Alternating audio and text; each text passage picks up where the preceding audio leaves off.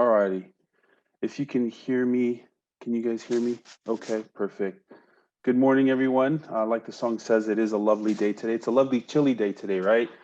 Um, I kind of like these days. It's not too hot, but I'm hoping it'll warm up a little later. Um, Thank you guys again for joining us for our spring, if you can believe it's already spring.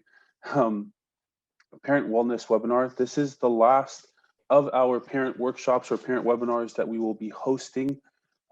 Believe it or not, we're almost at the end of the school year. We survived, we made it, and we thank you guys for joining us today. We know you probably had a million other things you could have been doing right now, and yet you chose to be here, and for that we thank you, and we will be respectful of your time. My name is Will Safotu. I am a school counselor here. I join you alongside my coworkers, Kim Yeremia, who was also a school counselor, and a school psychologist, Roxy Carboni. Together, we three make up the Family Resource Center's team here in the downtown central region. I will be introducing our host, a great friend of ours, Julie, shortly, but wanted to cover some quick housekeeping tips, if you don't mind. We are recording this session just to share later on our YouTube playlist on the district channel. So the main form of communication will be the chat. If you can type in any chat, you can type in the chat box if you have any questions. At the end of our workshop today, we will stop recording and allow you the chance, if you want, to unmute and turn on your camera if you'd rather ask your question that way as well, but we will stop recording at that point just for privacy reasons. Also, if you, I think that's it. Do I have any? No? Yeah, that's it. Okay, cool. This is the last one. You'd think I would have remembered it by now. But I wanted to, if I can, I'll introduce our host for today, or our speaker for today, Miss Julie Turvey. She is a licensed marriage family therapist from Childnet Youth and Family Services. Thank you so much, Julie. The floor is yours. All right. Good morning, everybody. Thank you, Will. Thank you, Kim. Thank you, Roxy, for coordinating these workshops. And I just love that we have such an amazing school district. And we're so blessed to be able to partner to come together for these types of workshops. So let me share my screen here 1 second. Sometimes it takes a second here. There we go. Hopefully you all can see that okay. Does that look good, Will? I don't know if you want to. Thank you. Okay. Thank you for confirming. So welcome, everybody. And as Will said, I know all of your time is valuable and we really appreciate you being here. So, wow, like he said, it's already May. Our school year is almost done. So, but hopefully today we can give you some tips and tools. So when you're having those moments of stress or sadness or anger or fear, you can call on some of these tools and have these in your toolbox. So you'll be like, okay, which one can I pick right now that's going to help me to get in a little bit better mood? So my name is Julie Turvey. I'm a licensed MFT, which is marriage family therapist. And I'm the community services administrator at Childnet. And Childnet, in case you haven't heard of us, we are a nonprofit in Long Beach, and we are celebrating our 50th anniversary this year, serving youth in the community. And we provide free counseling for children ages 0 to 18 with Medi-Cal insurance. So we do provide services in the school district in about 24 school sites, and again, are just so blessed to have the partnership with Long Beach Unified. So thanks again for coming today. Also a little more about me. I have, 2 children in their 20s. I've been with Childnet for 18 years, served as a social worker and therapist, and get to do amazing things like this, do parent workshops and meet some of our community partners. And what I really love about my job right now is that not only when we do counseling and we give families tools in how to improve communication and improve mental health, we get to teach them some skills so that they won't always need therapy. We know that therapy is wonderful. We all need it sometimes for that extra support. But the goal is to ultimately teach the family tools that they can use even after therapy is completed. So this is some of these tools we're teaching you here today, and I hope that you can pull a couple with you to put in your toolbox for when you need those. Just a little reminder, this presentation will be recorded. You're not able to be on video, is my understanding, is the format during the presentation, but at the end we will have questions, and you also will be able to unmute yourself if you have any questions or would like to ask about any kind of behavior issues maybe your child is having or support that you might need. So, but we will have it be interactive today, and that will be through the chat box. So just to start it off today, our agenda, we will be learning 10 positive tips for mental health. And then also, I wanted to check in first. I think it's good to just moment by moment assess how we're feeling. And I want to remind you that your needs and your feelings are important. So on a scale of 1 to 10, 1 being not so great and 10 being really great, how is your day going so far? If you could put it in the chat box, that would be great. And if you're not comfortable doing that, that's okay too. But would love to see, kind of get a check-in on how everyone's doing. Okay, we have a 6, we have an 8, we have a 7. I know it's a Tuesday, right? Tuesdays sometimes during the week are a little rough because we got a kind of a longer work week ahead, right? One other person wrote a 5. And if you want to write why you write that number, that's up to you. Some people write, I had a flat tire, or, got in an argument with someone or something like that. If you want, you can. But looks like we have a range mostly from 6s to 8s. Thank you for sharing that. Well, hopefully at the end, we can get that number bumped up just a tiny bit. All right, so it's May 2021. We know this has been a really crazy year with the pandemic and lots of changes, and hopefully things are starting to pick up a little bit. Many of us are vaccinated now. Some of us are getting to see each other a little more often. Some of that isolation is being removed. And, but I think we're not quite out of the woods yet, right? We're all going through some stressors, some changes.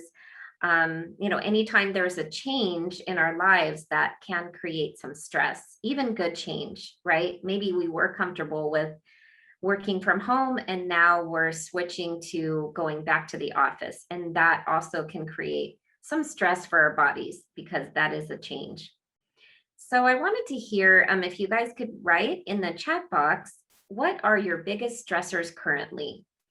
You don't have to write real specific names or anything like that, but just maybe, is it financial? Is it health? Is it family conflict? Is it, maybe like work related? Maybe a lot of tasks to do. If you could write, what are your biggest stressors? That would be great to hear. I'd love to find out a little more about how everyone's doing in the community. The pandemic, health. Someone wrote, thank you for sharing that. Another person shared my special needs son's behaviors. Thank you for sharing that. Yes, that can be very challenging. Homework, yes. I remember those days of homework. Once in a great while, I still get a nightmare of like, oh no, I'm in class and I forgot there was a test today or something. So yeah, that can definitely be a stressor. And this workshop today is geared towards parents, but we also welcome students to come as well, because they will be tools that all of us can use. Someone else shared my kids' homework and daily tasks. Yes, not just our responsibilities, but our children's responsibilities too. We do feel like we need to help with that and make sure those get done. Someone else shared their mother's health, time management, a child lacking connection with friends due to the pandemic. Yes, that's hard when we see our child struggling emotionally and we want to help them, we want to fix it, and yet there's only so much that we do have control over. Okay, great. Thank you for sharing that. I appreciate hearing from all of you. And I think, yes, this is a very challenging time for many. And I also think it's important to build on what are your strengths or successes that you've had during this challenging time. I know that some of us, at least we're so easy to point out what we're not doing right or what our weaknesses are, but I think it's important for you to notice and to give attention to what has worked or what's going well. What's something that you're proud of that has happened during this challenging time? If you could write it in the chat box, that would be wonderful to hear. And I think it's also nice for you to put energy also into noticing what you have done well, right? Because there's probably a lot of things you're doing great, but you're just not giving yourself credit for that. And we do this in therapy as well. We always build on family strengths, right? Even when something's not going well, there's always something that the family is doing really great too. So we want to make sure we build on those strengths in order to keep moving forward. So one person wrote, my family's resilient and adaptable. I love that, right? Resiliency is having adversity, but being able to overcome that and learn from it and be adjustable. Someone else wrote, my daughter's positive attitude and our health. Yes, our health, I think more than ever, we're grateful to have our health, right? Being patient. Yes, patience is not easy. That is such a virtue. So great job being patient.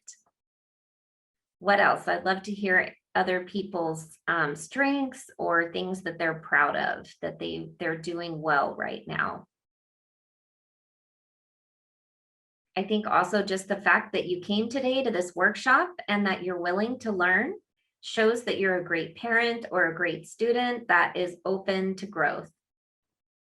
Someone else shared, enjoying the simple things in life and good health. Yes, thank you. I know, I think with the pandemic, we all have had to stop and start to appreciate those simple things, right? The beautiful sunset or sunrise or the color of flowers, noticing those types of things. But one other person shared getting my master's, only 2 more classes in their master's degree. Great job. And another person shared positive thinking. Gratitude for today. Perfect. Thank you. And we're going to talk about gratitude. So great timing. All right. So we'll move forward. We have our tools to get through, but I just wanted to show you how it just takes a couple seconds to stop and notice, what am I doing well, right? We can always do that at any time. Notice the good things that we are doing. All right. So our first tool is to train your brain. So our brains generate thousands of thoughts per hour, and not all of these thoughts are helpful to us. Our brains are basically doing its job of trying to protect us from something dangerous happening. And so sometimes we interpret these thoughts as actually true. And I know once I learned that this was true, it really expanded my mind, because I thought, wow, just because I have a thought doesn't mean I need to listen to it, right? And we might have lots of negative thoughts like, I don't want to go to work today. My kids aren't listening again. Lots of things that don't help us to be successful or get through the day. But if we can, with compassion, be an observer to our thoughts and try to make an effort to focus on the more positive thoughts, we're going to be happier. We're going to have a more successful life. So positive thoughts like, I can do this, everything will be okay, all is well right now. Making an effort to focus on those really can help. And then if possible, notice when you have the if only thoughts. if only thoughts can really get us. If only I had a little more money. If only my car didn't break down today. If only this didn't happen. We really get stuck in all the if onlys, and these types of thoughts actually make us more unhappy. So if you have those thoughts, it's okay. You don't get mad at yourself for that. You have compassion that, oh, there's that if only thought again. That doesn't help me to be happier. I'm going to focus on what I do have control over. So a great way to do that is through positive affirmations. I don't know if you have all heard of this term. Affirmations, basically just another word for a sentence or a thought that you would like to have more of. Now, at first, when you practice affirmations, it feels kind of funny. It feels kind of different. But over time, you get used to it, and you start to notice how much it improves your mood. So having these positive affirmations, you can write them out and put them maybe on your nightstand for when you get up in the morning, read those first thing. You can put them on your fridge to look at. You could actually put them on your mirror. You also could listen to YouTube videos that I know sometimes I'll play. They have free YouTube videos of positive affirmations, and just listen to that when you're getting ready in the morning. And it really helps change your mindset. So these are some examples of some positive affirmations. You can make up your own. You don't have to use these.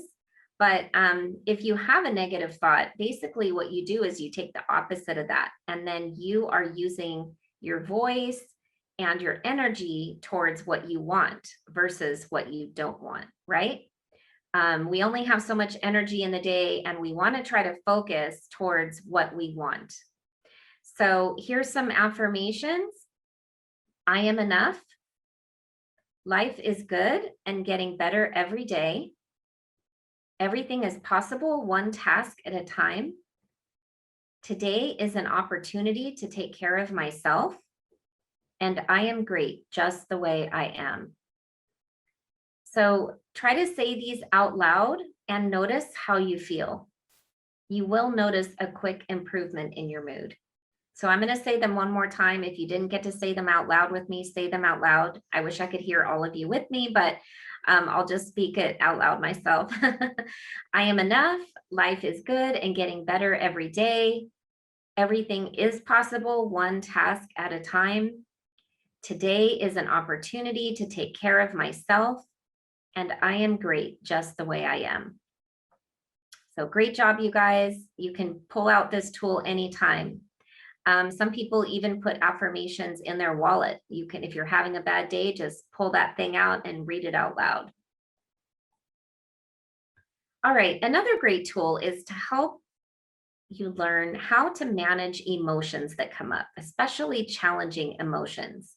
So I think a lot of us weren't taught these skills growing up, and it's not our parents' fault. They weren't taught these skills either. And it is something that we teach in therapy, but my goal is for everybody to know these types of skills so that you can also help manage those uncomfortable emotions when they come up. So in general, what we tend to do is we push away anything that's painful because of course we want to avoid pain, right? But the thing with feelings is that they want to be noticed. They want to be named. And once our feelings are actually named, then we can move forward. We can let that feeling go. But if we ignore the feeling and we push it away and we pretend it's not happening, it stays there. And it's going to try to come back up again to get healed. So a great way to do this is called a roar technique. If you want to picture like a lion roaring and that helps you remember it, great. Sorry, I talk with my hands, so can't help it. But the roar technique, the first step is recognize. What am I feeling? Is it, try to name it if you can. Am I feeling angry? Am I feeling sad? Am I feeling ignored? Am I feeling hopeless? It's okay, whatever you're feeling, just go ahead and name it. There is no right or wrong feeling. I think we tend to judge ourselves. Oh, we shouldn't be mad, or we shouldn't be sad, or, why are you responding this way? But try not to do that. The second part is observe. That means you observe the feeling without judgment. So, as if you were an observer looking down on yourself, having compassion, you allow that feeling without judgment. Then you accept the feeling. That doesn't mean that you accept the situation. Maybe it is a situation that you want to do something about or you want to change, but just accepting that feeling that you're having allows it to process. So that acceptance can look like different things. Acceptance could be taking a deep breath through it. It could be talking about it. It could be writing it out. We're going to give you a couple other tools for kind of expressing those feelings, but acceptance is really key, because when we push it away and we ignore the feeling, then it tends to come back. So we want to accept that. And then finally, we're going to release the feeling. So releasing can happen within a couple seconds. It could happen within a couple, it could be 20 minutes. It might be even longer. It might be a couple hours, could be a few days. Eventually, though, the feeling will release. Generally, once we name the feeling and we allow it, it will let go at some point. So we want to get those trapped emotions out of our body and out there.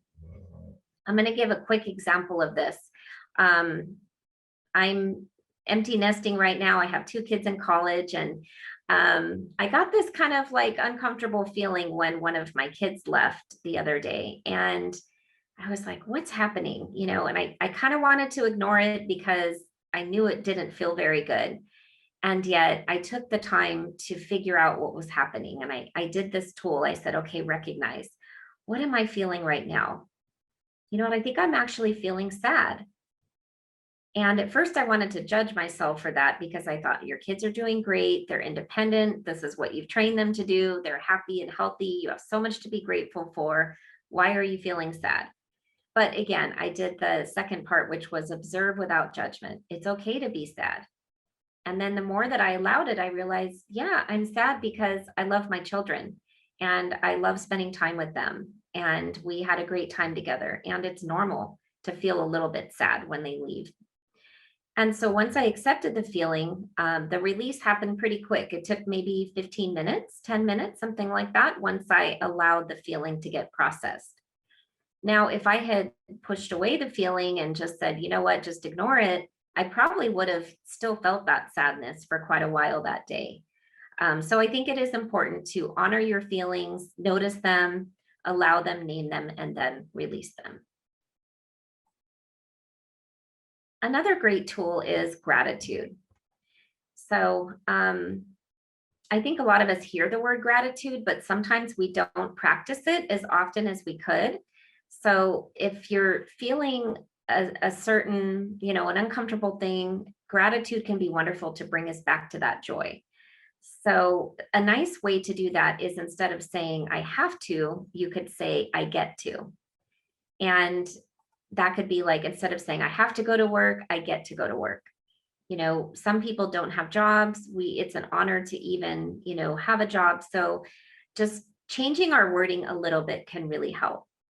And gratitude, sometimes, we tend to focus on all the things that aren't going well and the things that we don't like. So gratitude helps us, actually brings more good things in our life, because others like to be around a grateful person. And we start to notice things in our environment that are going really well.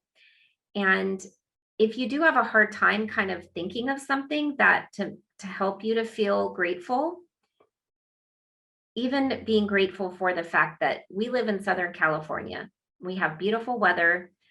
Yes, it's not perfect, but we have clean running water, if we have a roof over our head, if we have at least one person in our life that cares about us, we are very blessed. So having that gratitude for what is going well can really help us to improve our mood. And there's lots of ways to do it. You can journal. Some people do like a gratitude journal. At the end of the day, they write 3 to 5 things that went well that day. And it does start to shift your mindset into notice, oh, what am I going to write tonight? And I encourage you, even if you're going through something really, really hard right now, still write that gratitude journal, because it will help your mood quite a bit. Another great tool that we always have is to take some deep breaths. Now, when we're stressed, we tend to take short, shallow breaths, which actually isn't good for our bodies. Those short breaths don't help us make good decisions. So, but when we take some long, slow, deeper breaths, the blood flow increases, it reduces our heart rate and reduces those cortisol levels, which is that stress hormone. So anytime you feel yourself starting to feel stressed, just go ahead and stop and notice your breathing and take some longer deep breaths. I know for myself, when I'm like driving in traffic or maybe I'm running a little late, I just notice it and I just say, okay, Julie, let's take some deep breaths. All is well. Everything will be okay. Right? We don't want to be rushing in traffic and make bad decisions because we're not breathing correctly. And just know that we always can take a few moments before making a decision. So, taking those deep breaths, making decisions when we're calm instead of when we're angry is really helpful for our bodies. So, we're going to practice this just a little bit if it's okay with you guys. This is a free meditation on YouTube. There's lots of great meditations that you can listen to. Basically, what meditation does is it helps us to just slow down a little bit, focus on our breath and our breathing. So we're not going to do the full 10 minutes. We're just going to do the first couple minutes, but I thought it'd be nice for you to just get a sense of how listening to some nice music and listening to a guided meditation can help your stress levels reduce.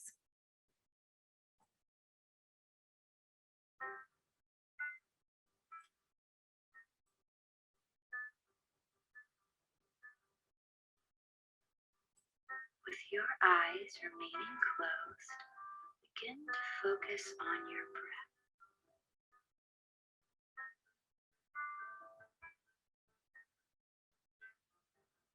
Concentrate on the sensation of breathing deeply in and out. Notice the sensation of your belly rising with each inhaled breath.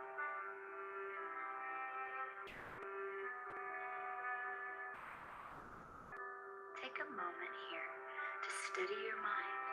Be aware of the breath as it comes and goes, just sitting, breathing, being.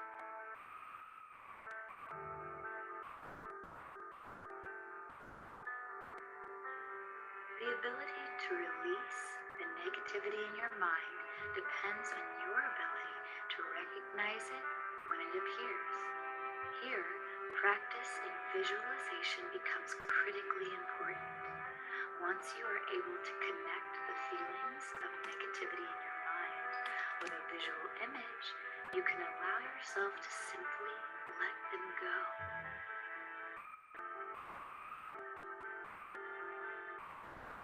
By accepting that the past is gone and that the future is unknowable, you allow yourself to appreciate the present moment for all that it is.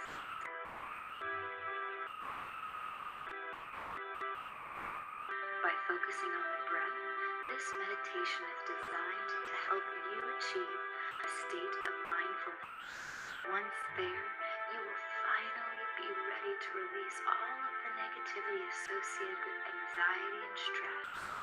You can then use this practice anytime you feel overwhelmed by the pressures of the day or find yourself blocked with negativity and falling with each exhaled breath. Deep breathing and visualization will allow you to isolate the negativity in your body and then simply let it go. First, you will return your focus to your deep, steady breath. Allow your breathing to take you to a state of deep relaxation.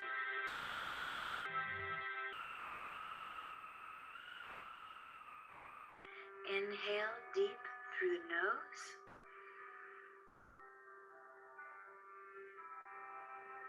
And exhale steadily through the mouth.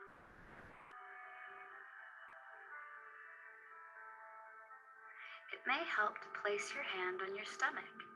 Feel your hand rise with each inhaled breath and fall with each exhaled breath.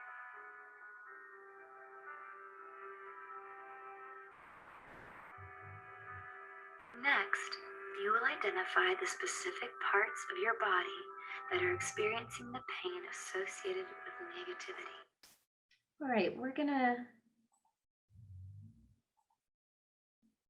stop there, but just wanted to give you a little sense of how a quick meditation can help. See if we can get it back to our normal. And gonna check the chat box. Oh, thank you, Will, for sharing the YouTube video. I appreciate that. Sorry if the sound was a little bit choppy. Hopefully that'll be better for the next one coming. And some of those meditations are nice. You can actually put the amount of time, like 3-minute morning meditation. Even if you just have a couple minutes. There's also lots of great meditation apps that you can have on your phone that you can play whenever you need, like the Calm app, Mindfulness app. There's a lot of great ones that just remind us to slow down a little bit, to focus on our health. Thanks you guys for listening to that. And as she mentioned in the video, she mentioned a term called mindfulness. I don't know if you all have heard of this term. It's kind of popular right now in psychology. Mindfulness is basically focusing on the present moment. So often what makes us unhappy is focusing on the past, perhaps a mistake we made, something we did wrong, maybe something that didn't go like we wanted it to, or focusing on the future and worrying about something that hasn't happened yet. But if we just take a moment, notice that we're doing this.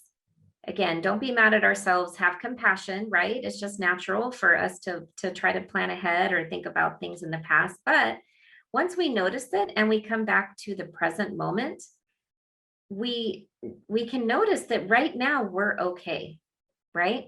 We might feel stressed. We might feel a little worried about something coming up, but actually in this present moment, you are safe. Right? No one's attacking us in a dark alley. We're not getting bombed right now. I mean, unless something really dangerous is happening, we don't need to make ourselves suffer about all the things that can happen in the world. So mindfulness is a great tool that you can use. If you're having a hard time staying present in the moment, something that's nice to do is just notice your senses and what's happening around you. So for example, say you're taking a walk, you can notice, what colors do I see? What are the smells? What are the textures? What are the sensations around me? Even if you're eating something, you can really stop and notice, what does this really taste like? Instead of just kind of rushing through life and not really enjoying each blessing and gift that's in the present moment. Have you guys heard of mindfulness? I'd love to hear if you can put in the chat box. I don't know if you are familiar with that or not.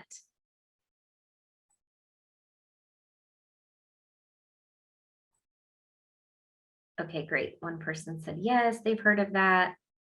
And again, as I was sharing, there's something called the Mindfulness app too, that also is a great tool that can kind of walk you through that and guide you through that. I know for myself, I can be a little bit type A. I have a lot of things on my to-do list. I'm always thinking about, what do I need to do next? But mindfulness has been a really great tool for me to really learn to appreciate the moment. And I know even during the pandemic, I feel like this has been heightened for all of us, just knowing that we had to slow down. And I know for myself, just noticing when I go on my walks, like noticing, wow, that flower wasn't blooming yesterday and today it is blooming, or what do the clouds look like today? And just taking those moments to really stop and notice what's happening right now. Another tool we can use is journaling. So sometimes we don't have a safe person to talk to, or maybe we just don't feel like talking to anyone, but we want to get those feelings out that we're having. So writing it down is great. You can also, if you want to type it, if you're comfortable just typing it on a blank piece of paper, well, not on paper, but type it on a blank note, like on your computer or maybe in your phone. That can work well. And then you can just erase it after if you like, or you can keep it printed out. Sometimes I'll have clients write it down because we know therapy is only about 1 hour per week and a lot of things happen during the week. So I'll have them write things down if something important was going on, and then they'll bring it to session with them. So it is a great tool for getting out those trapped feelings that might be in your body. Some people do like to just throw the paper away, and that feels really nice to just release it and let it go. Or you can keep it, and sometimes it's nice to look back and go, oh, wow, I got through that. That was a hard experience, but you know, I'm really proud of myself for how strong I've been and how far I've come. Another great tool is sleep. And I think sometimes we underestimate sleep and how important that is for our overall functioning, especially, you know, when we're busy and we have a lot to do. We're like, oh, I can stay up late, it's fine, you know, but we kind of notice the next day we're not maybe in the best mood. So I have a quick little video that shows how important sleep is and what happens to our brain while we're sleeping. You ever hear one of those uber successful people brag about how little they sleep?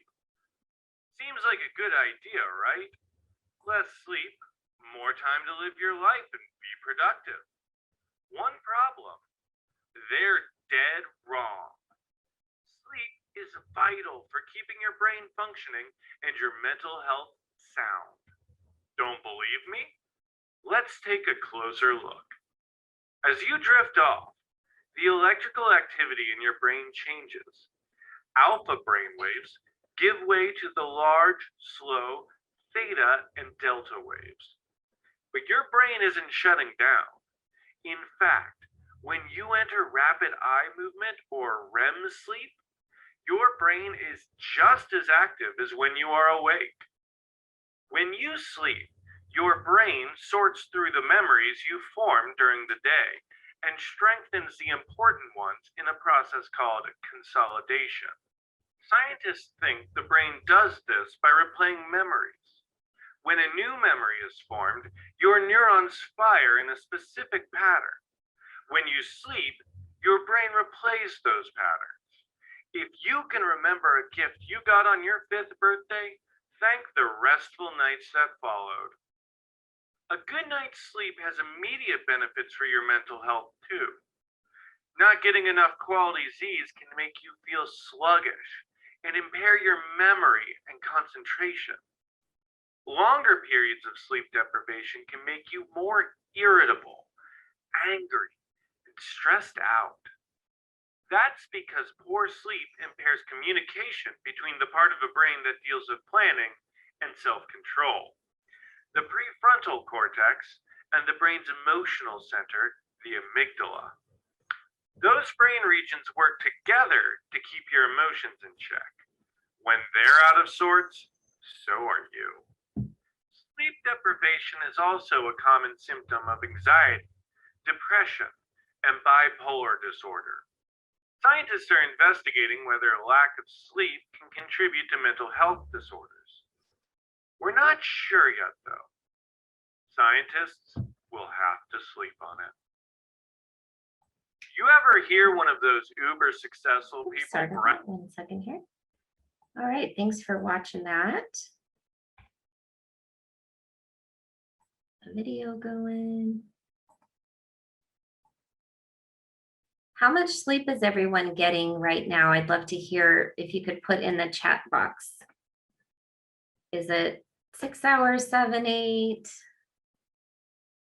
Everyone's a little different. Some people can actually function really well with not a lot of sleep. They can function pretty good with maybe 5 or 6 hours.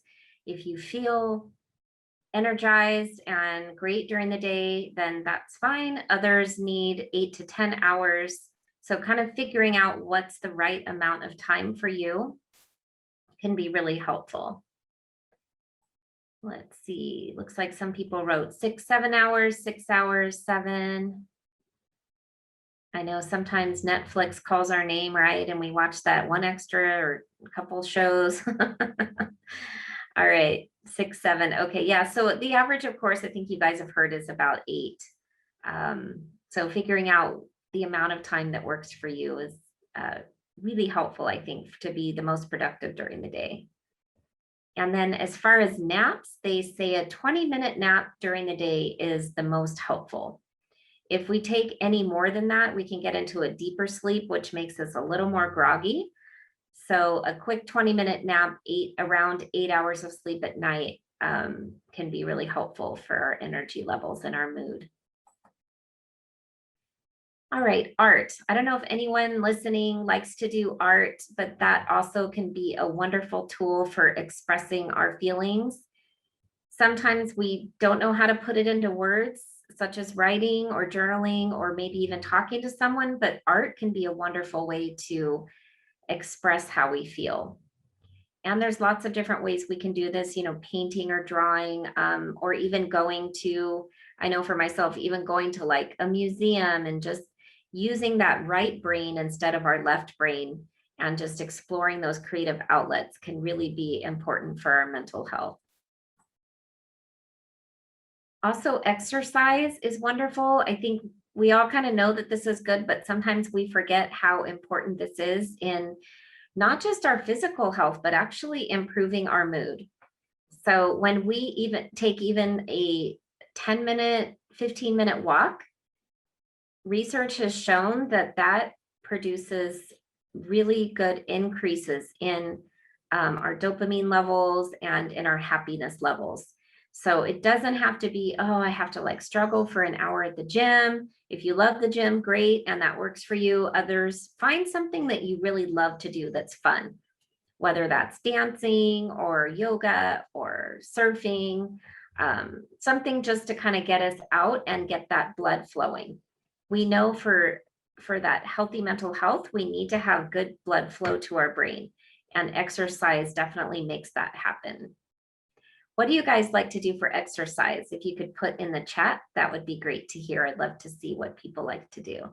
One person said, I do gardening. Yes, being outside in nature and gardening is wonderful. You are moving your body, right? We're not just sitting at a desk. Walking, that's wonderful. Riding bikes, hiking. Thanks for sharing. Walking at the park for 30 minutes, great job. Yeah, it doesn't have to be a really long time. So even if you get 20 minutes, that can really help. Yoga and long walks. Yes. Perfect. Good job, you guys. Love it. And if you don't have an exercise plan, that's okay. You can start with really quick 5-10 minute activities that you enjoy. All right, the next tool is communicating our needs. So sometimes we feel sad or frustrated because we have certain needs and feelings, and we don't know how to communicate that to others around us. So this 4-step tool from Marshall Rosenberg, and it's from his book, Nonviolent Communication, this can really help. And if you're able to practice and use these steps, you will start to notice that you feel better because you're able to be assertive with your needs to those around you. I think a lot of us have learned to kind of push down our needs and push down our feelings, and then we wonder why we're feeling sad. So, and if you ever get a chance to get this book, it's really excellent. It's one of the best books that I've read on how to communicate your needs. And he's able to explain it in a way that it helps the other people around you not to feel judged or criticized or attacked. So the first step is observation. What do you notice around you? What is, without judgment, without criticism, what is the observation that is happening in your environment? It would be something that you could take a picture of, or maybe something you could take a video of, something tangible that anyone could notice. For example, we've been late leaving the home 3 out of 5 days this week. Notice I'm not saying, what's our problem? Why can't we get out the door? I'm simply stating what is happening. Then we go to the feelings. What is your feeling about that? Perhaps your feeling might be, if you are late, leaving in the morning, you might say, I'm feeling worried that I'll be late to work and I won't make my meeting on time. Then what are your needs connected to that observation? We all have different needs that are important. So a need might be, I have a need for peace, or I have a need for safety, or I have a need for connection in my family. I have a need for a happy home. Whatever that need is, we want to connect it to that. And so the need might be, I have a need to arrive to work 5 minutes early so that I don't feel stressed starting my meeting, just for example. And then the fourth step is, what is the request? So instead of focusing on what we don't like, we want to actually focus on, what do we want instead? And we know that we can't control anyone but ourselves, but we can politely ask others to consider doing those tasks that might be helpful. So, but when we make that request, we always want to start it with, would you be willing to? Right? We're not demanding, we're not saying, why don't you ever do this? Or if you did this, it'd be so much better. We're politely saying, would you be willing to blank, whatever that might be. So I have a quick example here at the bottom of how to do these 4 steps in a couple sentences. The observation, I'm noticing you're speaking loudly. I feel, here's the feelings, I feel scared and worried when you have this tone. I have a need for safety. Would you be willing to repeat that in a lower tone of voice, please? So notice that I asked for what I needed.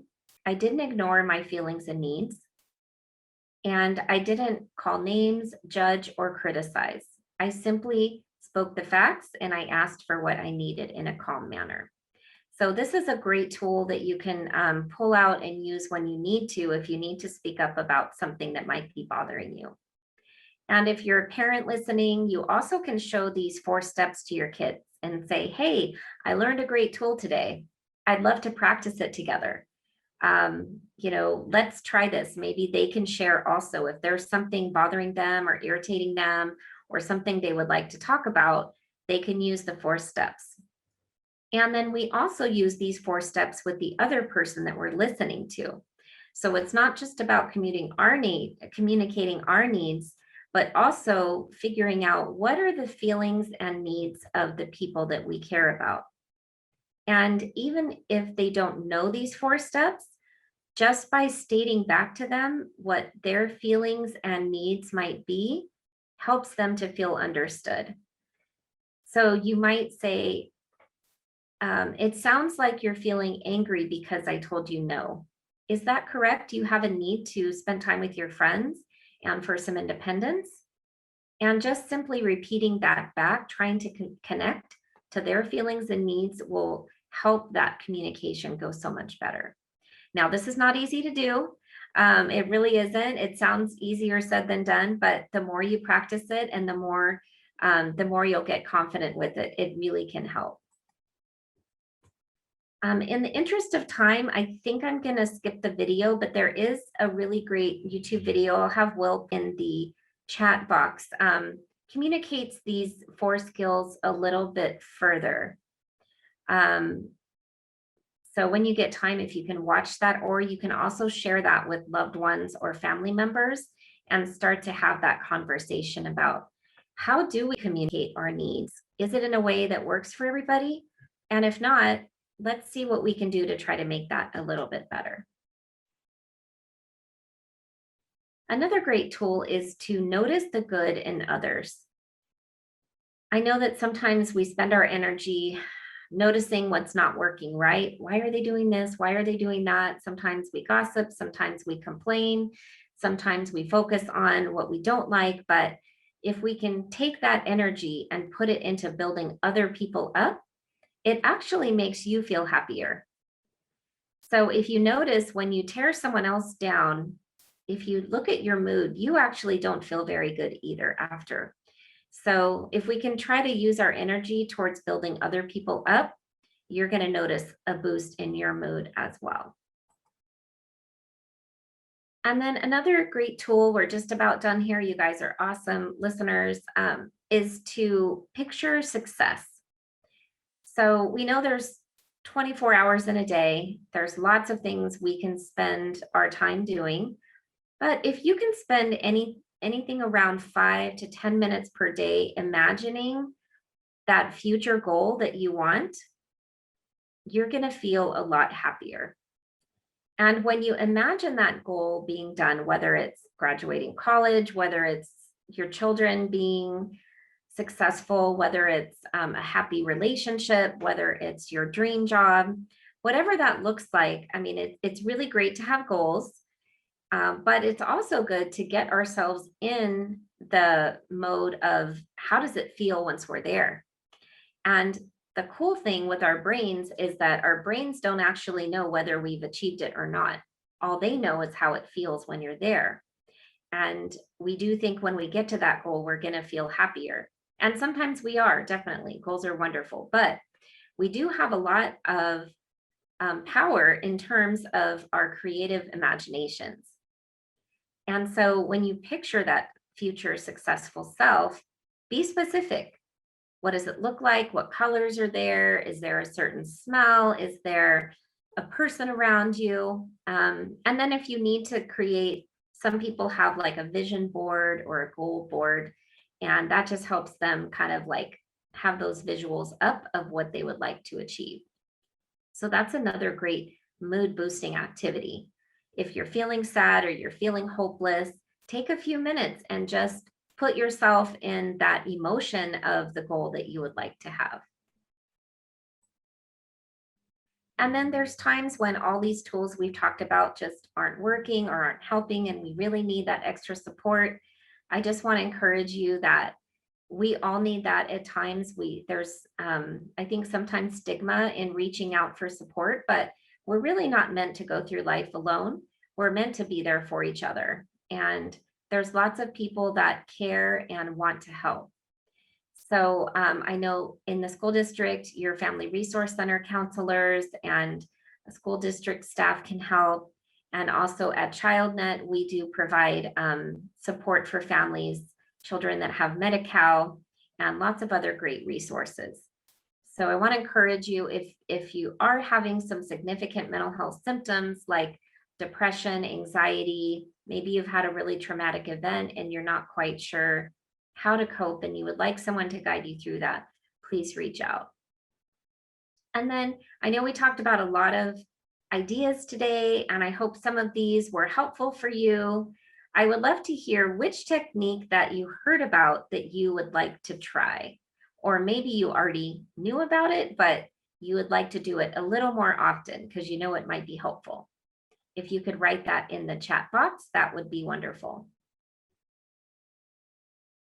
And just to review real quick, some of the ones we talked about were deep breathing, mindfulness, the ROAR technique, the 4-step nonviolent communication, picturing success, getting more sleep, positive affirmations, journaling, art, gratitude, complimenting others, and exercise.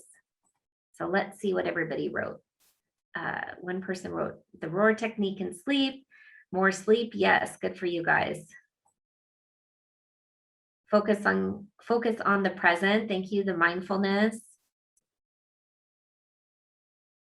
Steps to nonviolent communication.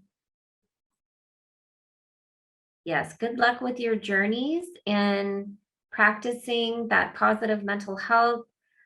All of your needs and feelings are important.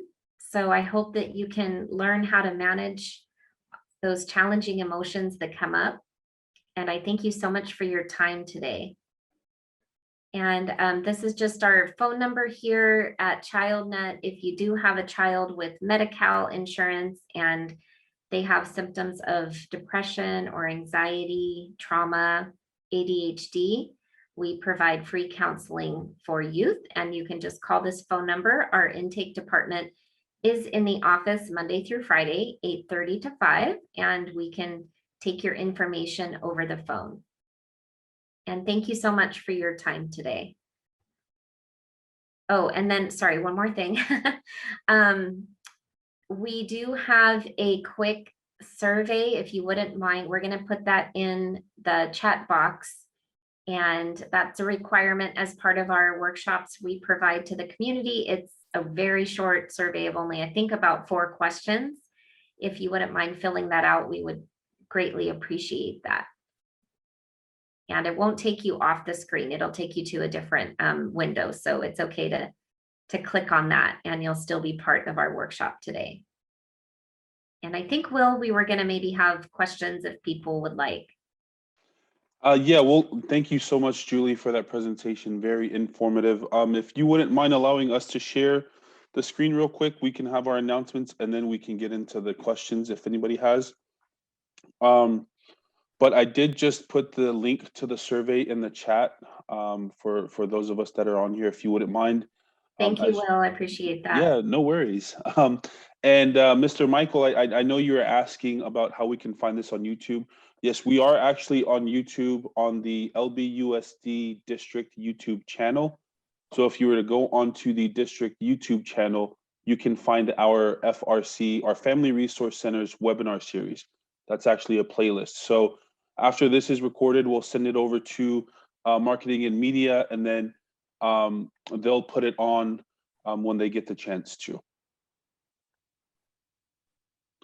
Also, if, you know, being that this is our last parent workshop, we still are providing tips and resources on via social media. So if you want to follow us and stay connected on Twitter and Instagram, our handles are at LBUSDFRC. And thank you once again so much to all of you that joined us today. It really does make a difference to have parents on here wanting to learn about, you know, the 10 steps to having positive mental health. And we really appreciate your time with us. At this time, we're going to go ahead and stop our recording. So we'll go ahead and enable you to turn your cameras and your mics on if you wanted to ask Julie a question instead of typing it in the chat. But thank you once again.